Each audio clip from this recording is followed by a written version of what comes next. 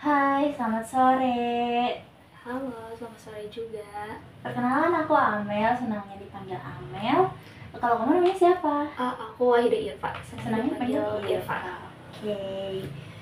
Salam kenal Irfa. Oh iya, aku belum perkenalan secara lengkap ya. Jadi nama aku Amelia. Tadi senangnya dipanggil Amel. Terus juga aku mahasiswa keperawatan semester 4 Universitas Pendidikan Indonesia. Jadi mungkin kamu juga bertanya-tanya kenapa sih kita ketemu hari ini. Jadi kita ketemu hari ini adalah cuma buat ngobrol-ngobrol aja sebenarnya, dan buat ingin tali silaturahmi juga, dan barangkali kita bisa jadi teman dekat.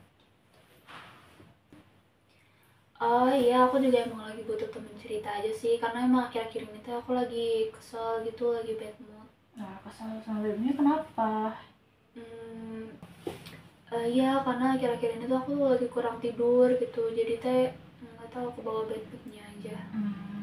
Kurang tidurnya karena emang susah tidur atau habis begadang ngerjain sesuatu? Enggak sih, kayak emang akhir-akhir ini tuh kurang tidur aja gitu, nggak tahu kenapa, nggak lagi begadang juga, nggak emang sengaja emang sengaja nggak pengen begadang aja, tapi emang nggak bisa tidur. Lebih ke gelisah gitu kali ya? Iya, mungkin itu. Okay. Pas kurang tidur itu kamu ngerasanya kayak apakah ada sakit di bagian tubuh atau lapar atau kayak emang di pikiran gitu? Gimana ya, kalau sakit di badan sih aku nggak ngerasainnya, pokoknya nggak ada rasa sakit fisik sih, cuma emang akhir-akhir nanti kayak lelah aja gitu, capek, nggak tahu kenapa, pokoknya jadi kayak kesel gitu. Kesannya tuh karena kepikiran kah atau gimana? Bisa jadi iya, kayaknya karena banyak pikiran. Emang kamu lagi mikirin apa akhir-akhir ini? Gimana ya ceritanya, ini sebenarnya ada personal juga sih ya, cuma emang akhir-akhir ini tuh bisa dibilang keluarga aku tuh lagi gak baik lah, pokoknya situasi di rumah tuh lagi gak baik gitu. Jadi aku ngerasa kayak ya mungkin dari situ sih ya, jadi kebawa keselnya sampai sekarang. Okay. Kalau buat kesel sama gelisahnya tuh kamu udah berapa lama ngerasain itu? Udah berapa lama ya, pokoknya mah kan keluarga aku emang udah gak baik tuh sejak aku kecil ya. Pokoknya dari aku kecil itu emang udah sering berantem lah segala macam. Cuma emang aku beranjak dewasa tuh mereka udah lumayan apa ya, kayak jadi jarang berantem atau gimana, alhamdulillah gitu. Cuma emang akhir-akhir ini teh gak tahu, kayak lagi balik lagi aja ke masa-masa dulu gitu. Jadi mungkin rasa sedih yang aku rasain ya semenjak mereka kembali seperti dulu gitu, jadi keadaan rumah jadi kacau lagi. Oke, berarti kamu kayak kesulitan tidurnya emang dari gelisah gitu ya, dari pikiran juga. Nah, pikirannya juga karena emang ada pertengkaran sama orang tua gitu, mungkin keadaan rumahnya lagi gak enak gitu. Dan kata kamu juga tadi, kamu bilang kalau hal ini tuh udah terjadi sejak SD gitu. Jadi apakah mungkin kegelisahan kamu itu ngingetin kamu ke kejadian di masa lalu kah? Apakah di masa lalu ada kejadian yang bikin kamu ngerasa trauma atau gimana? Kalau itu sih karena pertengkaran mereka sih, itu jadi lumayan nge-trigger aku sama waktu aku masih kecil. Jadi emang kembali lagi ya, maksudnya perasaan yang dulu aku rasain yang udah lama hilang tuh kembali lagi, muncul lagi gitu. Jadi emang rasa gelisah aja sih di situ. Terus kalau misalkan hal yang buat aku trauma atau gimana, karena dulu itu paling apa ya, kayak kan dulu tuh orang tua aku tuh sering banget berantemnya tuh di mobil ya, waktu kita lagi pergi berpergian itu mereka kadang berantem di mobil. Terus selagi berantem tuh kadang ayahku yang nyetirnya tuh jadi kayak balap banget gitu loh. Jadi kecepatannya tuh tinggi banget, bahkan waktu itu sempat mau hampir nabrak gitu, hampir nabrak truk yang di depan gitu. Nah, jadi mungkin trauma yang aku rasain sekarang yang berdampak ke sekarang itu adalah aku jadi nggak bisa kalau misalkan dibawa naik mobilnya itu dengan kecepatan yang tinggi, karena aku merasa ke-trigger aja gitu. Aku jadi ngerasa gelisah, ngerasa cemas aja gitu kalau misalkan naik mobil dengan kecepatan yang tinggi. Selain ngerasa ke-trigger dan gelisah gitu, apakah ada respon dari tubuh kamu kayak gemeter atau ngerasa takut gitu kalau misalkan ada suara keras atau gimana? Enggak. Iya, itu ada sih, kayak kalau semisal aku ngedenger suara bentakan atau suara keras teh, aku jadi gimana ya, jadi jantung aku teh deg-degannya lebih kencang gitu, terus merasa gemeter juga. Jadi emang aku sekarang sensitif banget sih, nggak bisa dibentak dengan suara keras sih. Oke. Aduh, berat banget ya kalau jadi kamu. Kalau boleh aku simpulin sebenarnya kayaknya ini emang ada hubungannya sama masalah problemnya di keluarga gitu. Kalau boleh aku tanya lagi gitu, hubungan kamu sama orang tua kamu apakah ada problem atau enggak?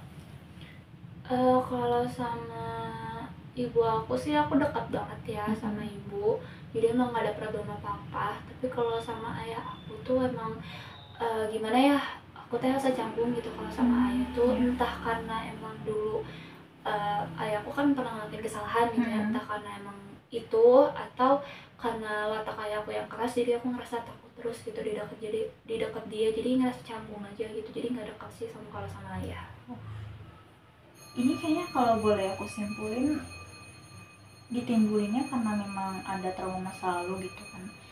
Peran utamanya di sini ayah gitu yang bikin kamu ngerasa traumanya gitu. Mungkin ini yang salahnya tuh di bagian hubungan antara anak dan orang tua yang kurang memuaskan, terus juga kecemasan akibat disfungsi keluarga, yaitu peran ayah kamu yang bikin kamu ngerasa kayak kok ayah aku gak ada perannya ya gitu, akhirnya bikin kamu merasa jadi gak dekat, mungkin kayak gitu Ya, oke. Mungkin kalau boleh aku saranin gitu, kamu merasa perlu gak kayak buat menenangkan emosi kamu atau menghilangkan perasaan sulit tidur kamu? Perlu sih, karena emang karena aku jadi sulit tidur gitu, jadi itu berdampak ke keseharian aku di esok harinya sih. Jadi kadang jadi gampang capek, jadi gampang bad mood gitu. Kan kalau boleh aku kasih saran ya, yang pertama yang bisa kamu lakuin kayaknya kamu sering mikirin hal-hal yang terlalu jauh gak sih? Kamu ngerasa gitu gak? Ya mungkin sih itu salah satunya.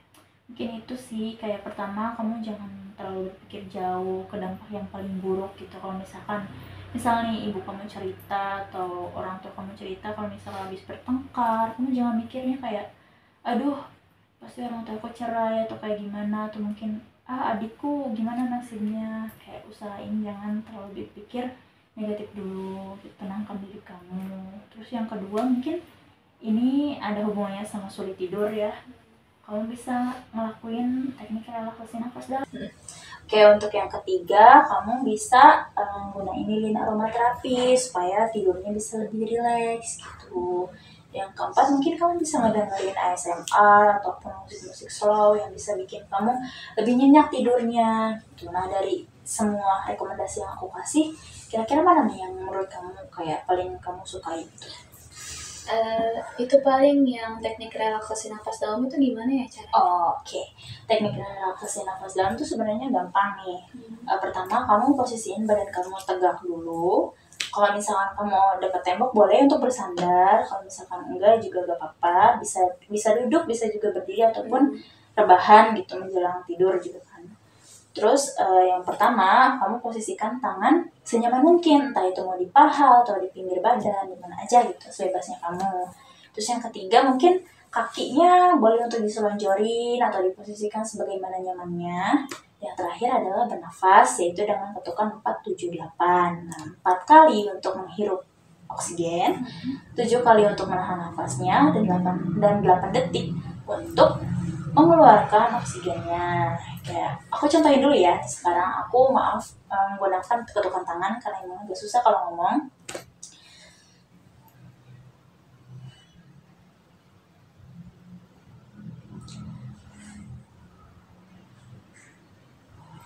Gitu. Boleh nggak kamu demonstrasiin seperti yang aku kasih? Boleh. Pakai tangan ya, iya, boleh.